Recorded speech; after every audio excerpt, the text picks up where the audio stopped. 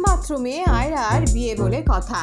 বলিউডের mister perfectionist Aamir Khan শ্বশুর হলেন। এই বিশেষ দিনে উপস্থিত থাকবেন না পারিবারিক বন্ধু আম্বানিরা? এটা হতেই পারে না।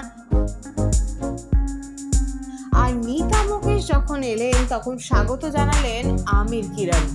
নেই কোনো ফর্মালিটি, আছে শুধুই বন্ধুত্বের উষ্ণতা।